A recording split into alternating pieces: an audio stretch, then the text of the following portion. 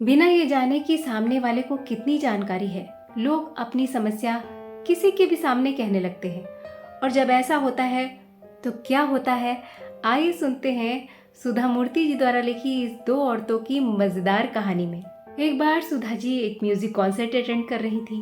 वो सबसे पीछे की सीट पर इसलिए बैठी थी कि अगर वो बोर हो तो आसानी से बाहर निकल सके। उनके आगे दो औरतें बैठी थी। दोनों ने डायमंड के इयररिंग्स पहन रखे थे। दोनों संपन्न परिवार की लग रही थी। वो दोनों बहुत जोर जोर से बातें कर रही थी। अगर पहली वाली का नाम ए और दूसरी का बी समझ लें तो ए ने बी से कहा, मेरी बेटी तो किसी काम की नहीं। मैं सोचती हूँ अगर वो कहीं काम पर लग जाए तो शादी के विज्ञापन में मैं लिख सकती हूँ कि वो वर्किंग है, पर पता नहीं उसे कौन काम देगा। बी ने कहा, अरे चिंता मत करो, उसे टीचर बना दो। ए ने कहा, हाँ उसने कोशिश की थी, मगर पहले ही दिन स्कूल वालों ने उसे वापस भेज दिया। ऐसा लग रहा था दोनों औरतों को एक दूसरे पर गहरा विश्वास था। ए स्टूडेंट की तरह व्यवहार कर रही थी और बी उसे एनजीओ शुरू करने को कहो। क्या एनजीओ शुरू करना मुश्किल काम नहीं? ए ने शंका जाहिर की। बी ने पूरे विश्वास के साथ कहा, अरे ये तो दुनिया का सबसे आसान काम है। मैं तुम्हें एक उदाहरण देती हूँ, सुधा मूर्ति को ही देख लो। उसके पास ना तो दिमाग है ना टैलेंट।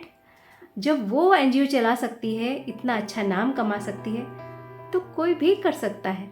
ये सब सुनकर सुधा मूर्ति जी ने बी के कंधे को ठोका और पूछा, क्या आप सुधा मूर्ति को जानती हैं? बी ने पूरे कॉन्फिडेंस के साथ कहा, हाँ बिल्कुल जानती हूँ। तो आप उनसे आखिरी बार कब मिली थी? आज सुबह ही। पर तुम कौन हो? बी ने शांत स्वर में पूछा। मैं ही सुधा मूर्ति हूँ। ये सुनकर बिना आंख मिलाए बी ने बड़ी सी मुस्कान बिखेर दी और हंसते हुए कहा, अरे तुम सुबह से अब तक में कितनी बदल गई हो, मैंने तुम्हें पहचाना ही नहीं। मैं बिल्कुल नहीं बदली हूँ और मैं आपसे सुबह नहीं मिली, पर मैं आपको एक अनचाही सलाह देना चाहती हूँ जिसकी मुझे लगता है आपको सख्त ज़रूरत है। अगर डॉक्टर गलती करता है ना तो इंसान 6 फीट नीचे चला जाता है, और अगर जज गलती करता है तो इंसान 6 फीट ऊपर लटक जाता है। लेकिन अगर एक टीचर गलती करता है ना तो पूरे विद्यार्थियों का बैच बर्बाद हो जाता है। शिक्षकों को इतनी नीची निगाह से मत देखिए। अगर आपको अच्छे शिक्षक मिले होते ना तो आपका ये हाल ना होता और आप ऐसी बातें न कर रही होती।